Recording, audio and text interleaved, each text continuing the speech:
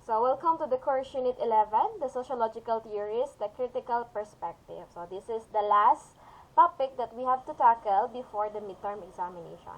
So, the topics to be discussed today is eto lahat sila, okay? Don't worry, konti lang naman yung mga yan. Hindi naman natin sila yung papaka-deep learning.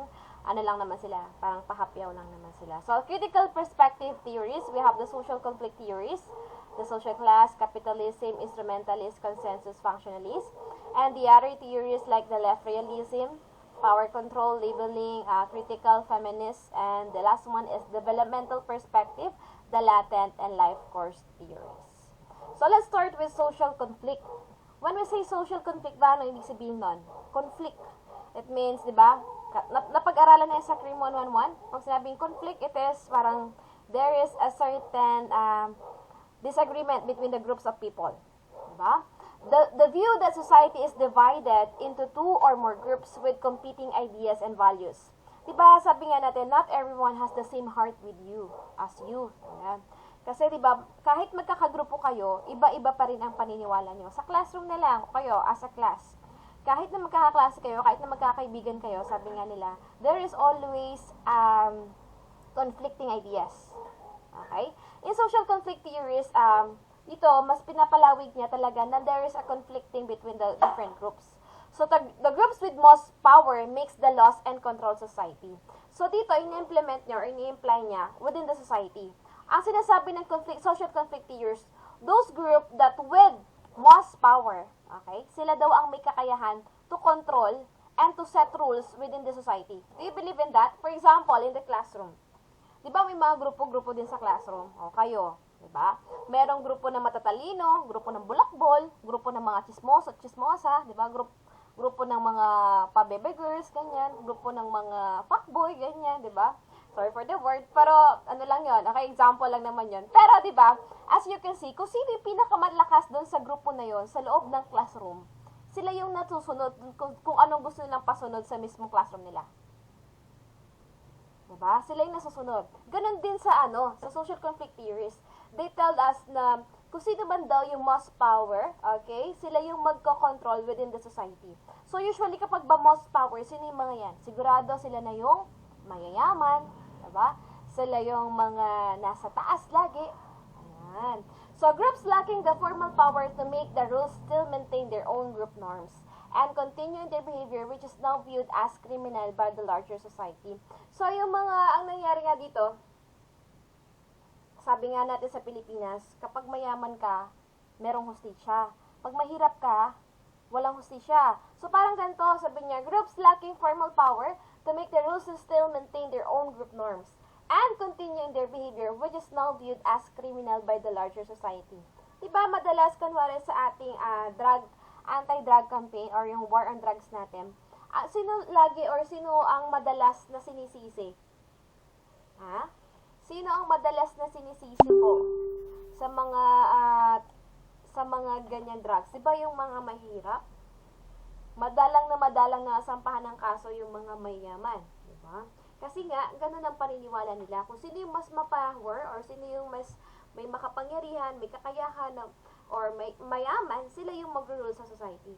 So this perspective explains both law and criminal justice, why some acts are legally defined as criminal, and as well as criminals and violent behavior, why some individuals commit acts defined as a criminal.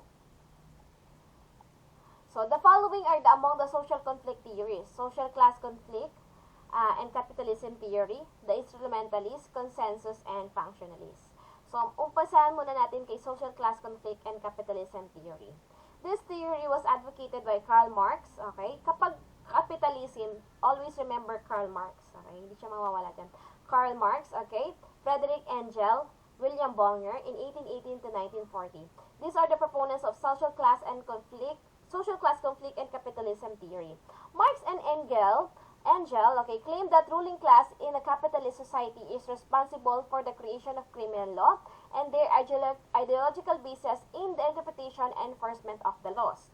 All are reflected in the ruling class. Thus, crime and delinquency are reflected on the demoralized surplus of population, which is made up of the underprivileged, usually the unemployed and underemployed. So, ganun din. Kung katulad ng in-explain ko sa social conflict in general, okay?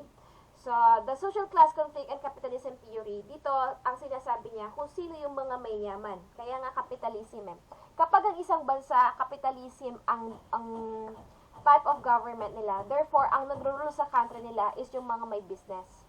Is yung mga may hawak ng malaking corporation. Ganun ang capitalism. Doon iikot ang ekonomiya nila, doon iikot ang mga batas nila. Therefore, lahat ng batas is pabor sa mga matataas.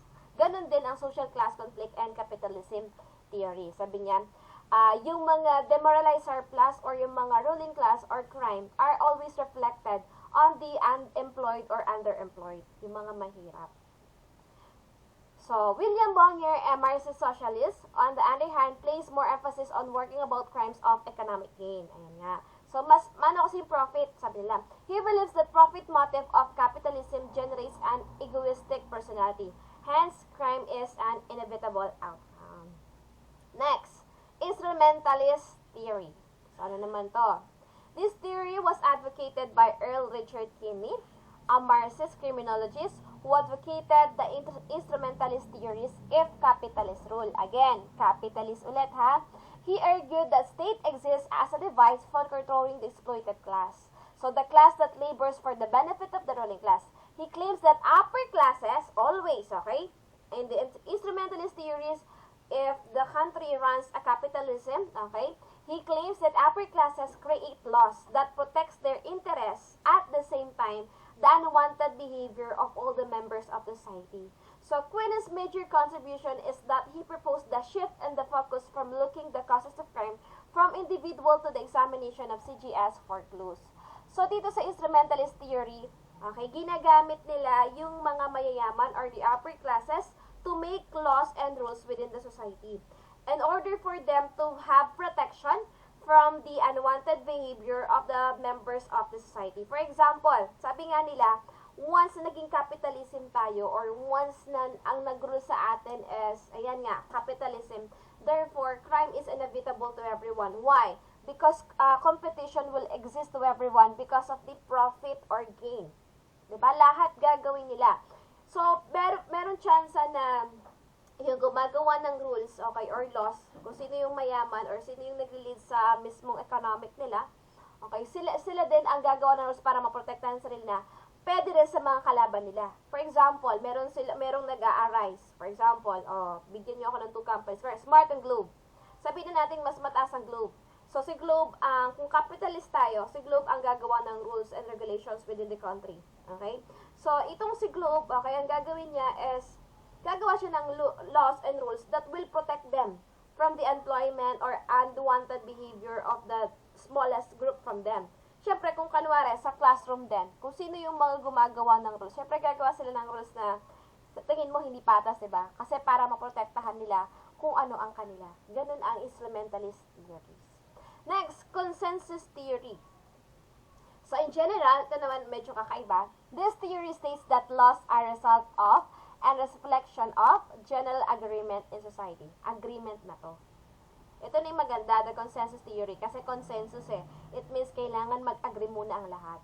So, views of right and wrong, which can be reflected through folkways and mores, influence the laws and rules which govern a society. Dito sa consensus theory, kapag nagkaroon ng conflict within the society, ang gagawin nila, kailangan may consensus muna. Or kailangan magkaroon muna tayo ng parang pag-uusap. For example, nagkaroon kayo ng conflict within your one subject. So, bago kayo gumawa ng rules, okay? Bago kayo nang gumawa ng rules dun sa isa yung subject, kailangan munang magkaroon ng agreement. Or parang, pabor ba kayo? Ayan. Ganito gagawin natin. Agree ba kayo? Ayan. So, that is the consensus theory. Sabi nga niya, it is the reflections of a general agreement in society. Parang sa botohan, di ba? So, dahil ito yung pinili nila, ito yung mananaig. Yeah. So, that is the consensus theory. So, nagkakaroon din ng conflict within society, but it is always resolved because of this consensus or agreement within the society. Hindi katulad ng mga nauna na social conflict, di ba? And instrumentalist, kasi kailangan doon, ang nag-rule lang is yung mga mayayaman or yung mga upper class. And the last one, we have the functionalist theory. Okay, similar to consensus theory, but this theory also looks at how the law acts to resolve everyday disputes in society.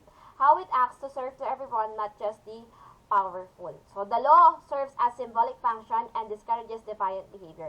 So the functionalist theory, it comes along with the consensus theory.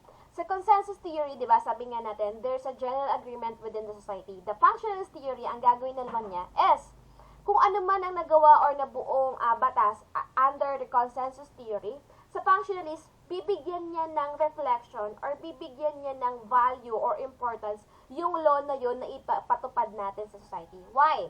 So, para makita natin ano ba yung magbe-benefit sa atin or paano ba nire-resolve ng law na to ang conflict na meron tayo. So, sabi nga niya, law also serve as a symbolic function and discourages deviant behavior.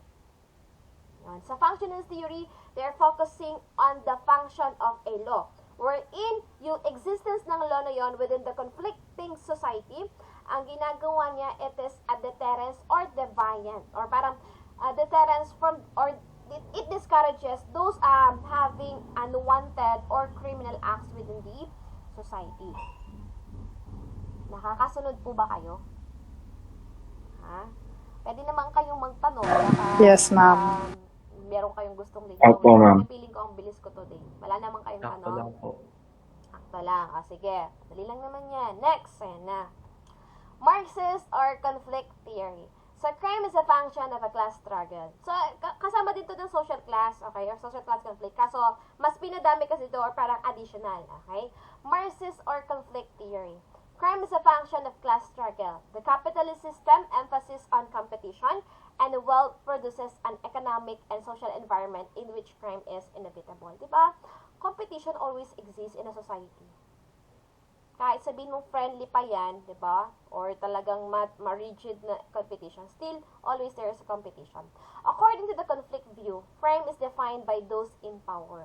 Di ba? Lagi naman ganon, di ba? Lagi naman yung mga meron sa taas, sila lang ang may hustisya, sila ang may karapatan gumawa ng laws. Power refers to the ability of the persons and groups to determine and control the behavior of others and to shape public opinion to meet their personal interests. Ano lang ginagawa nila. So, who are the founders of this Marxists? Katulad nung kanina, sila yan, si Karl Marx, William Bonger, okay, Ralph Dahrendorf, and George Wald. So, this is the modern outgrowths or parang additional, okay, additional social class conflict theories. So, conflict theory, crime is a function of class conflict. Law is defined by people who hold social and political power. Until now, di ba, hanggang ngayon naman, kung sino yung mayaman, sila yung may say. Diba? Naniniwala ba kayo doon? Sa barangay na lang. No? Kahit pinagbabawal, pero dahil mayaman siya, okay lang. Nararanasan nyo ba yan? Or meron naman kayong paki sa society? Opo. Opo. Diba? Opo, ma'am.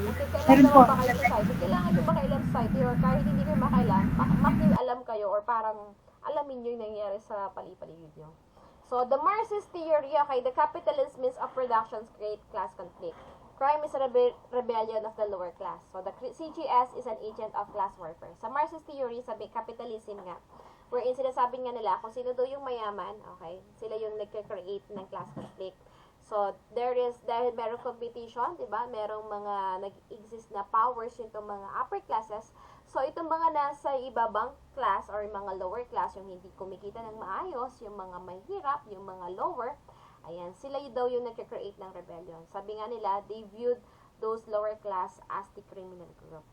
Then, we also have instrumental or Marxist theory. Criminals are revolutionaries. Real crimes are sexism, racism, and profiteering. Ayan. Sa structural Marxist theory naman, the law is designed to sustain the capitalist economic system. Ayan. Parang pangit to kung kunwari lagi mong sustain ang capitalist economic system, wala nang say yung mga mahirap. And then we have also the radical feminist theory. The capitalist system creates patriarchy which oppresses women. Sa ganito, dati meron tayong ganito, radical feminist theory. Parang, diba sabi nga natin, lagi naman ang nag-rule daw is mga lalaki. So there is parang tinatawag nating racism or parang discrimination within the powers of the women. Sabi nga nila, parang male domination, diba? Parang mas ito yung mga ginagawa ng, di ba nga dati yung mga babae, walang karapatang magtrabaho sa bahay lang sila. Yan. Bawal silang mag-hold ng any position. Pero ngayon, nagkaroon na ng equality. So, dati ganyan. Pero there are still some countries that practice yan, yung, or kahit mga tribes or small communities wherein they practice this radical feminist theory. Wherein, only the men, okay? Only the men has the powers to work, ganyan, to create laws or so whatever. They always oppresses the power of the women. O, payag ba kayo doon, mga kababaihan? Hindi, di ba? Siyempre, dapat equal na ngayon. Ayan. And then, we also have left realism. It means the crime is a function of relative deprivation. Criminals prey on the poor. Okay? Dito naman sa left realism, lagi na lang ang binibigyan or ginagawa ng crime is yung mga poor. And they always targeted that the poor are the cause of criminal behavior. Kaya nga parang leftist, mga left realism. Ayan.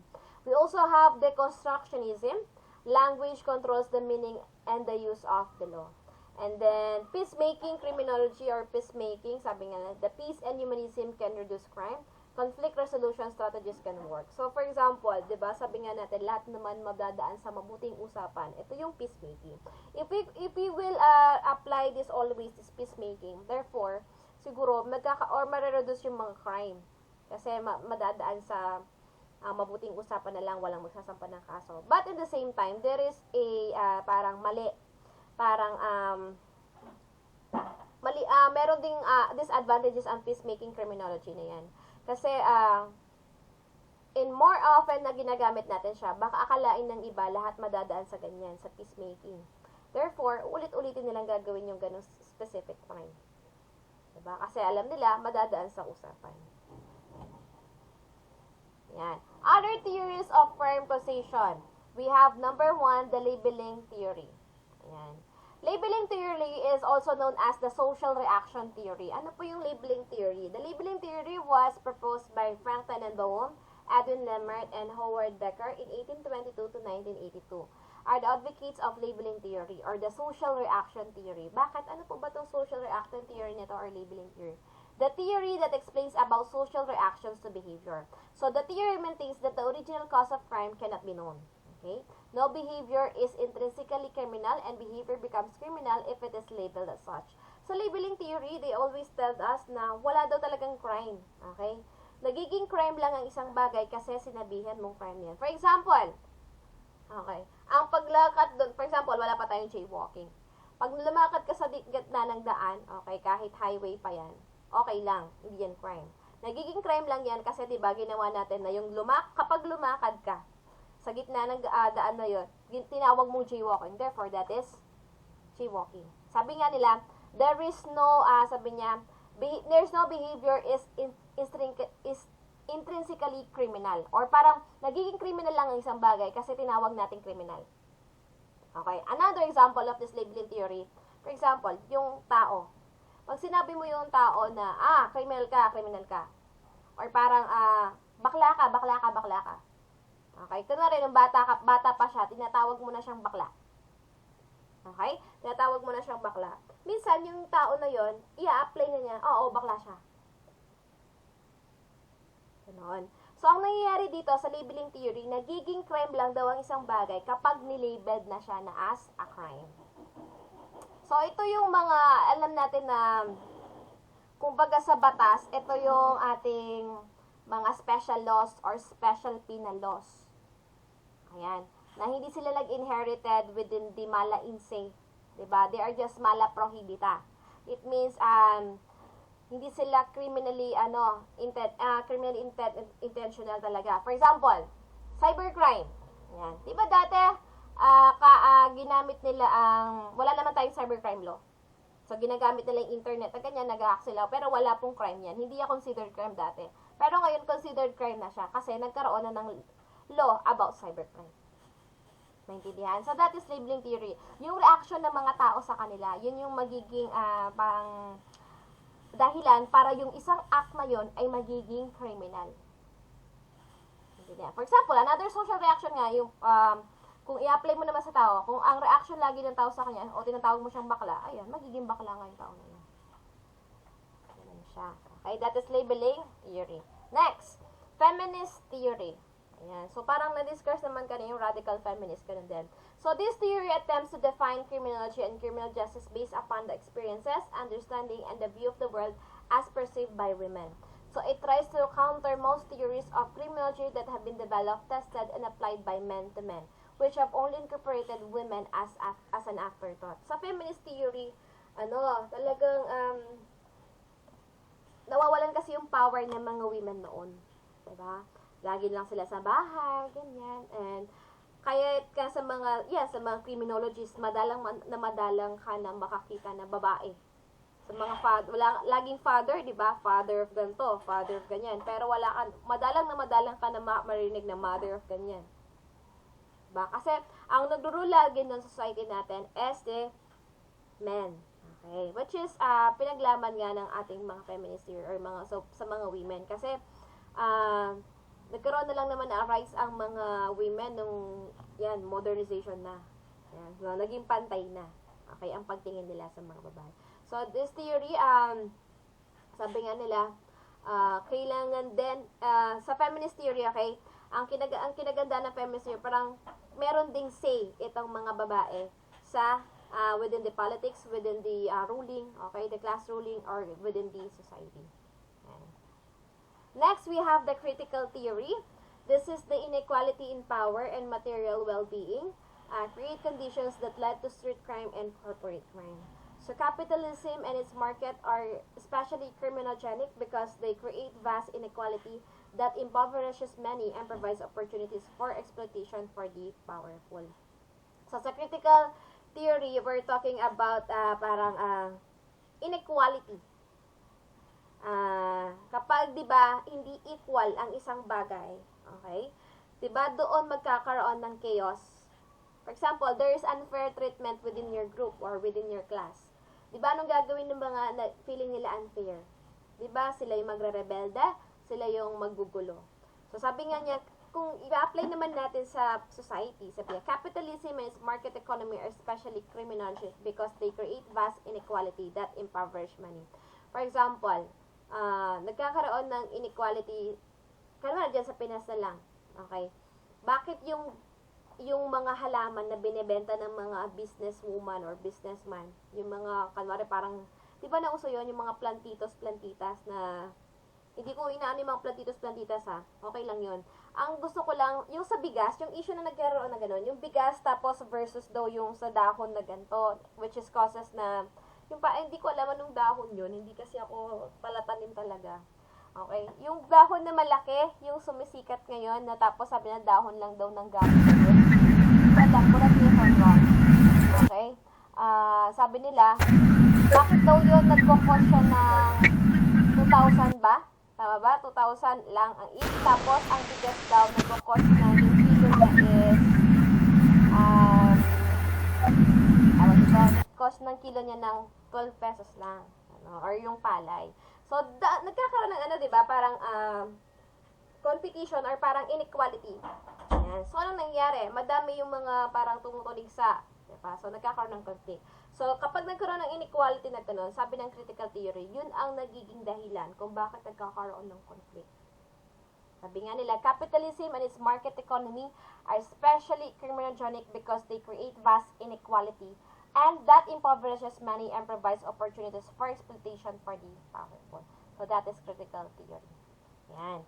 Next naman, these are the group theories of developmental. Yung kanina, social class conflict, ganyan-ganyan. Ito naman about developmental. When I say developmental theories, we're talking about development, human development. So development theory seeks to identify, describe, and understand the developmental factors that explains the onset and continuation of criminal career throughout the time. Ayan. So, rather than look at a single factor such as poverty and low intelligence and suggest that people who maintain this trait are predisposed to crime. So, developmental theories attempt to provide a more global vision of criminal career including its onset, continuation, and termination. So, dito, pinag-uusapan natin, di ba? For example, 12 years old ka pa lang, magnanakaw ka na. For example lang naman, no? For example, 12 years old pa lang, magnanakaw ka na. Ang mangyayari sa developmental theories, tinitingnan nila yung causes mo, from the age na nag-start kang maging criminal hanggang sa lumaki ka. If hanggang paglaki mo ba nagiging criminal ka or hindi. So, developmental theories intervene personal factors such as personality and intelligence. Ayan. Social factors as income and neighborhood, socialization factors such as marriage, military service, cognitive factors such as information processing and attention, perception, and situational factors as criminal opportunity, effective guardianship, and apprehension risk into complex multi-factor explanation of human behavior.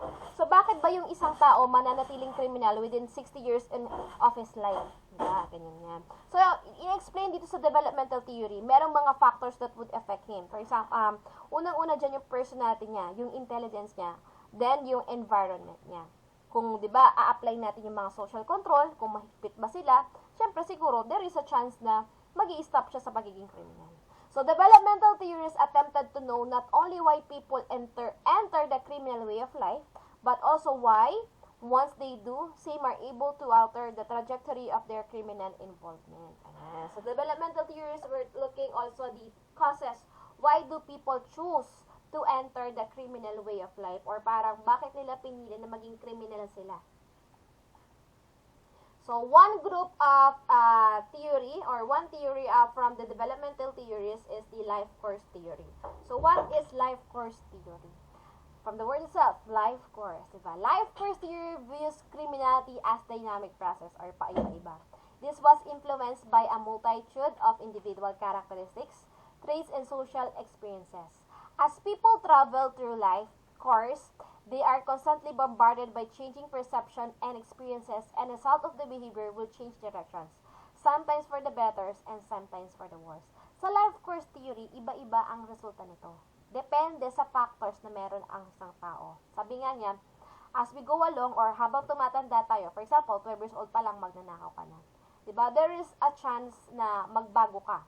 Kung meron kang nakilala na ganito, kung naranasan mo yung ganyan. So, ano yung mga factors na magpapabago sa'yo? Diba? Yung mga taong nakikilala mo, yung society, kung paano sila, paano na kinokontrol ang crime.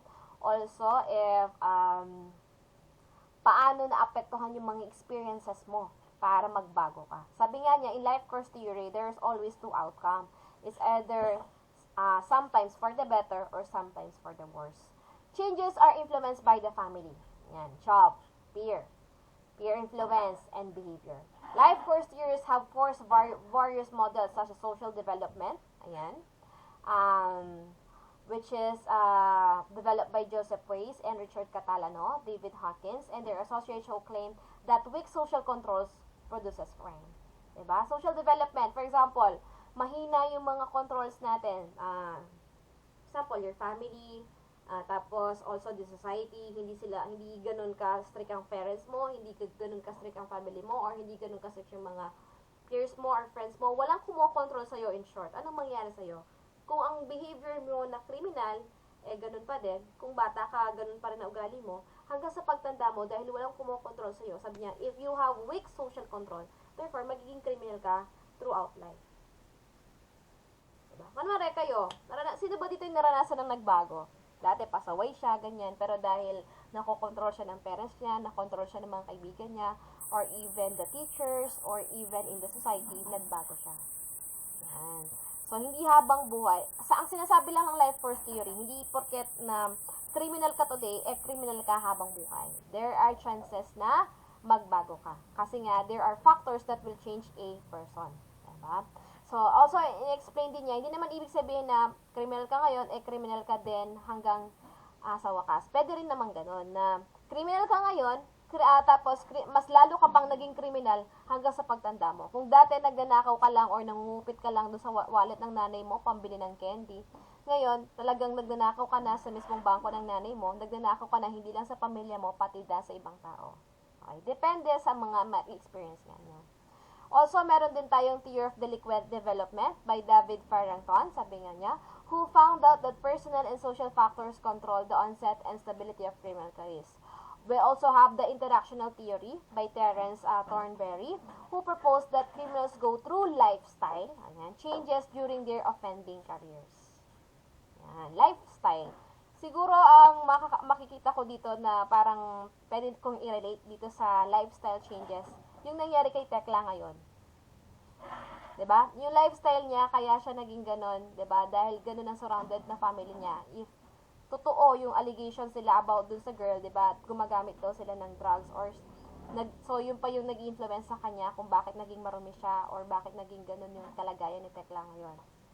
So, sabi nga niya, lifestyle. Pero ngayon, 'di ba, dahil tinulungan siya ni Donita Knows, ba yun, okay? Dahil tinulungan siya ni Donita Knows, anong nangyari? Parang umayos yung buhay niya, 'di ba? Parang binigyan siya ng clear engagement with this. First, yung house muna niya, and then, syempre, cutting ties with those people na nag-i-influence sa kanya para maging ganun ang ugali or parang maging ganun yung character niya. So, sabi nga niya, itong lifestyle interactional theory by Terence Thornberry, he proposed that criminals go through lifestyle changes during their offending careers.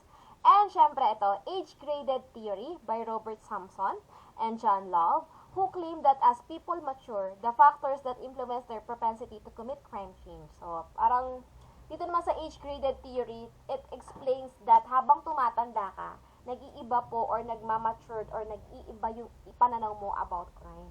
So, in childhood, family factors are critical. In adulthood, marital and job factors are key. Ayan. So, syempre, malay mo, bakit ako nagnanakaw ng ganito? Yung iba, nagsisettle sila. I'll give you another example dun sa age-graded theory. Siguro yung sa money heist, di ba?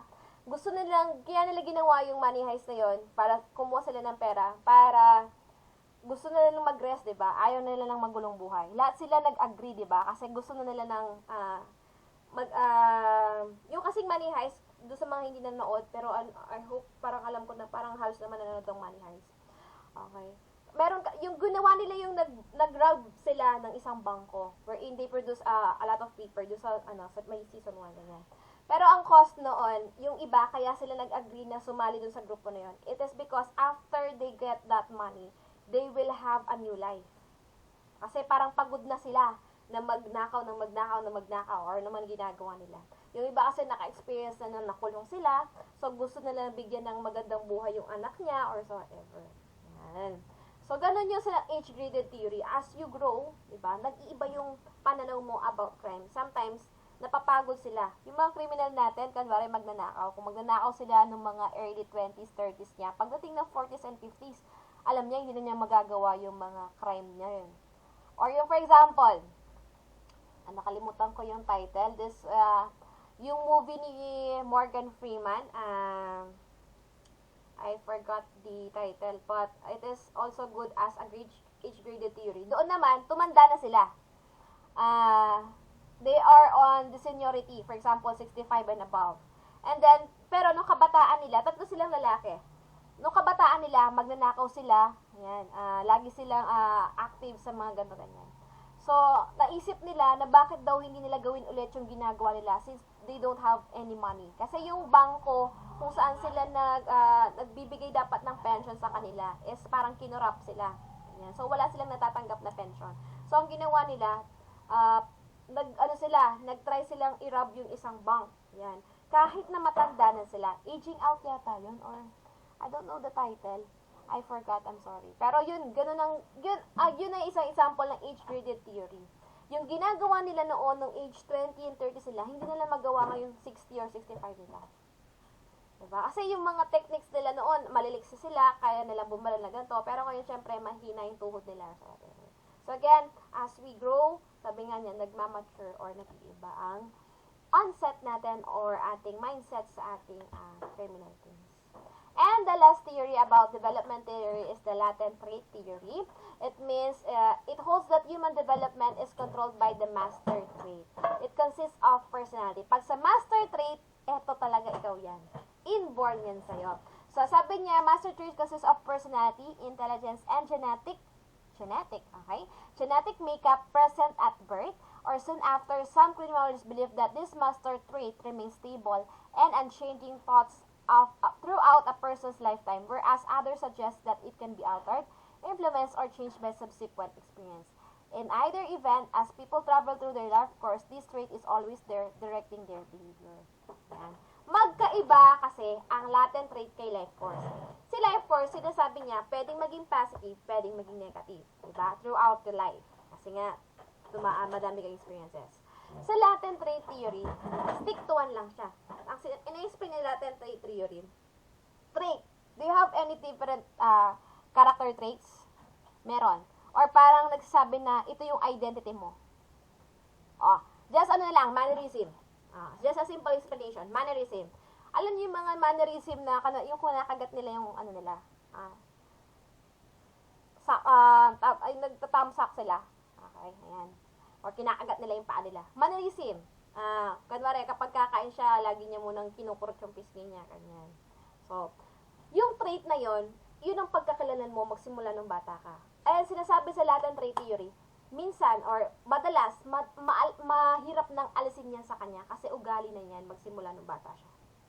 So sabi nila, merong nag-explain sa latent trait theory na kahit tumanda pa yan, kung gano'n ang ugali niya, yung kanyang trait, hindi na matatanggal sa kanya. But others says also in the latent trait theory, those sinatawag nilang master trait or yung pagkakiladlan mo, meron chance na magbago or mabawasan yan throughout the experiences mo that you encounter within your entire life. Pero sabi niya, in either event, sabi niya, as people travel through their life course, this trait is always there. Sabi niya, is always there directing their behavior. For example, pinanganak ka talagang malikot ang kamay. Tapos, habang tumagal, naging magnanakaw ka na, or ganyan. So, pinilit mo namang nagbago ka na, hindi ka talaga malikot ang kamay. Pero there are still chances na bumabalik ka doon sa ganong gawain na nagiging malikot ang kamay mo. Kasi nga, bata ka pa lang or parang inborn na sa'yo, trait mo na yun. Nag-gets po ba niyan? Ang pinagkaiba ng latent trait sa life course. Latent trait, as in yung sariling ugali mo or parang nakatatak na yan, ito na yung personality mo or identification mo. Kaya sabi niya, medyo mahirap alisin yung master trait. Pwedeng mabawasan pero hindi totally maaalis. So, do you have any questions? This is just the last topic that we have. Okay. Do you have any questions for today? Do you have any questions? Open your cameras.